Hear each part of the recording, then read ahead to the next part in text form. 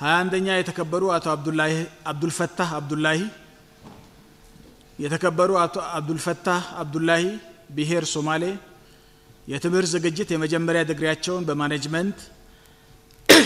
የሁለተኛ ዲግሪያቸውን ደግሞ በቢዝነስ አድሚኒስትሬሽን ያገኙ ናቸው። የመንግስትና የድርጅት አመራር ሚናቸውን በተመለከተ በኢትዮጵያ ሶማሌ ብሔራዊ ክልላዊ መንግስት የክልሉ ማኔጅመንት ኢንስቲትዩት ማኔጀር ሆነው ያገለገሉ፣ የክልሉ የአቅም ግንባታ ቢሮ ኃላፊ ሆነው ያገለገሉ፣ ከ2003 ዓመተ ምህረት እስከ ዛሬ ድረስ የኢፌዴሪ የሰራተኛና ማህበራዊ ጉዳይ ሚኒስትር በመሆን በብቃት ያገለገሉ ያሉ፣ የሶህዴፓ ሊቀመንበርና ማዕከላዊ ኮሚቴ አባል ሆነው የፖለቲካ አመራር ብቃታቸውን ያረጋገጡ ስለሆነም የተከበሩ አቶ አብዱልፈታህ አብዱላሂ